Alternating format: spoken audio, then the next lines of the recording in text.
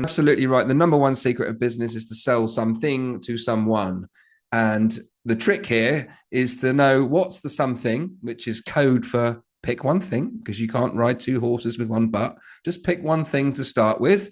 And then you choose the target audience to stick it in front of and turn it into a sale. And that's the information I'm going to be giving you this evening, because without sales, you're either running a charity, you've got an expensive hobby, or you're not creating the life that you want. Here's what my goals for you guys are today. Number one, I'm going to talk about sales mindset. I have to get the patient ready to take the medicine. Right. So I want to invite you guys to think differently about making sales first. Then I'm going to show you what to say. I'm going to give you a few ideas of what to say, and because I like to over deliver for you all, how to say it. All right, because it's a bit weird, isn't it? You go, I've got to have a sales conversation. What words do I use? What order do I put them in? And then the next bit, I bet some of you are thinking about pricing. Okay, so there's one other thing. I have a secret objective for this evening, which obviously I won't tell you about.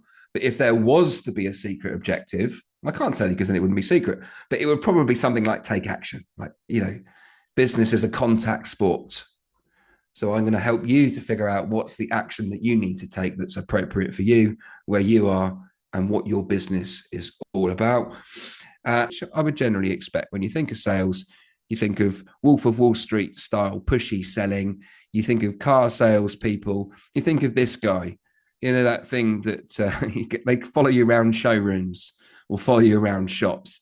Now, I'm here to tell you folks that is the old way of selling, and that stuff just doesn't work in the same way anymore, because we are much more savvy and we are much more resistant to that type of sales. So firstly, let me give you the confidence that I'm not going to be focused on how to do that kind of selling. The rebel way is the total opposite.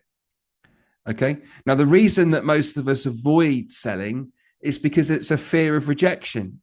We don't want people to say no because that might hurt.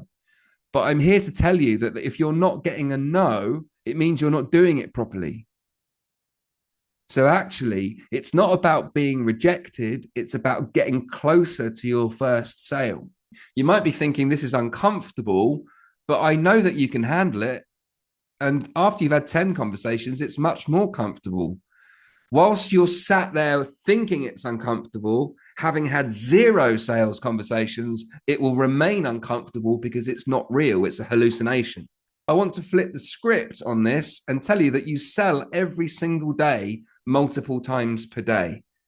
For any of you that have got children, for example, you are constantly selling the idea of fresh fruit and vegetables, or bedtime, or the fact that we now have to leave the park because we've been here 3 hours and I can't feel my hands. Sales is, as the fabulous Sonia and JL from the Rebels of courses past, solving problems. That's what sales is. Sales is serving people. Sales is helping people to buy something. I'm not selling to you. I'm helping you to buy something, a product or a service that you're looking for, or that in some way will make your life better. This is about selling the rebel way, where you can be human, you can be honest, and you can have fun. And it's ripping up a traditional sales script. And quite often I use the word pitching in my world. Pitch. I don't really like that word when it comes to starting out in business, because for some of you, you go, yeah, I'm excited to do a pitch.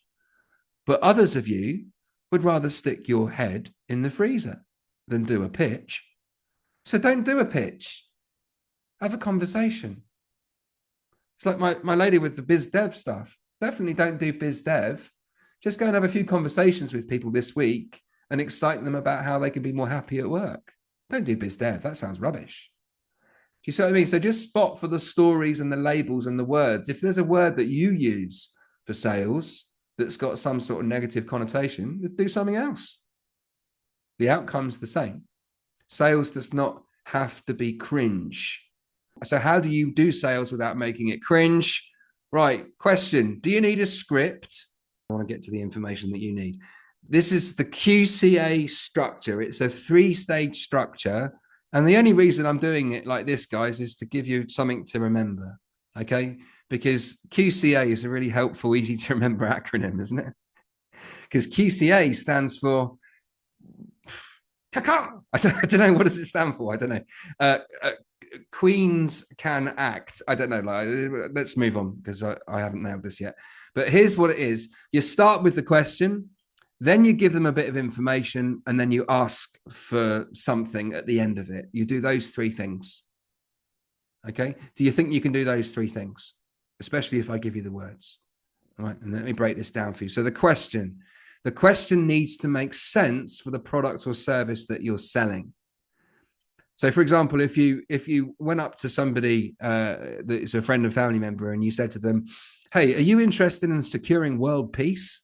And they go, well, actually, yes, I am.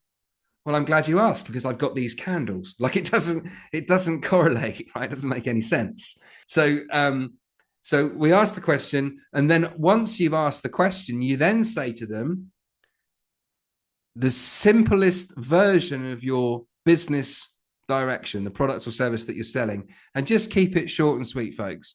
You know, what comes out, the content, the bit, this is where you're telling them what it is that you do and who you do it for. Okay, so this is the middle bit. So you've asked the question and you go, great. Well, so let's take Maria's example. Have you tried green organic hair products? Have you ever tried organic hair products that are kind to the environment? Have you ever experienced that? No.